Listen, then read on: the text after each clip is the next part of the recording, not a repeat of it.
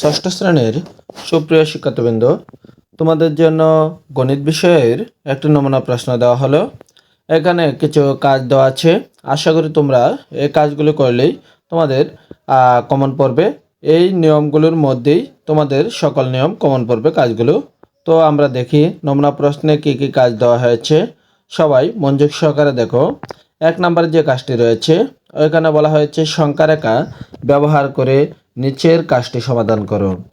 -2 + 6 ওটা সংখ্যা রেখায় স্থাপন করার জন্য বলা হয়েছে এবং বলা হয়েছে কাজটি সমাধানে তোমার প্রয়োজনীয় উপকরণ সমূহের তালিকা তৈরি করো। মানে এই কাজটি করতে তোমাদের কি কি উপকরণ প্রয়োজন সেগুলোর একটি তালিকা করার জন্য এখানে বলা হয়েছে। এবং বলা হচ্ছে সবাই কাজটি সমাধান করার পর একে অপরকে দেখাও কারো কোনো ভুল ত্রুটি হয়েছে কিনা খুঁজে দেখো। মানে একজন আরেকজনকে দেখানোর কথা বলা হয়েছে এবং ভুল হয়েছে কিনা ওটা খুঁজে দেখার জন্য বলা হয়েছে। ভুল হয়ে থাকলে পরামর্শ দিয়ে সহায়তা করো। যদি কারো কোনো ভুল হয়ে থাকে এই কাজটি করার ক্ষেত্রে তাহলে একজন আরেকজনকে পরামর্শ দিয়ে মানে কিভাবে এটা সংশোধন করা যায় ওটার কথা বলা হয়েছে, সহায়তা করো।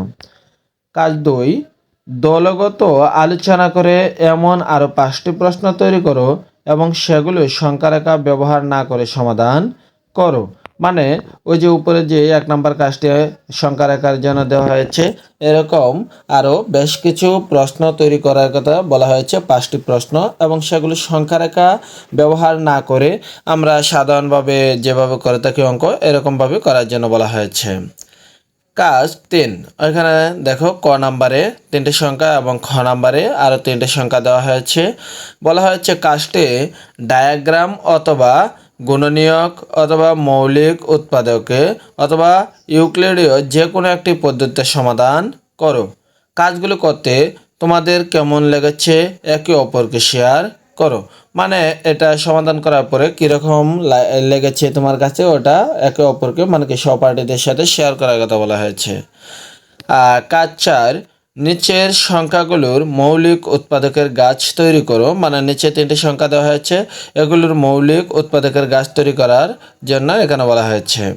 তারপরে বলা হয়েছে মৌলিক উৎপাদকের সাহায্যে সংখ্যাগুলোর লসাগু এবং গসাগু নির্ণয় করো। মানে এই সংখ্যাগুলো লসাগু এবং গসাগু নির্ণয় করার কথা বলা হয়েছে মৌলিক উৎপাদকের সাহায্যে। তারপরে তোমার তৈরি করা গাছগুলো এবং তোমার বন্ধুর তৈরি করা গাছগুলোর মধ্যে কি পার্থক্য রয়েছে, পার্থক্য থাকলে তা খাতায় লেখো। যদি পার্থক্য থাকে সেটা খাতায় উল্লেখ করার জন্য বলা হয়েছে। 5 নম্বরে বলা হচ্ছে একটি হল ঘরের প্রস্থ ও দৈর্ঘ্যের অনুপাত 2:5।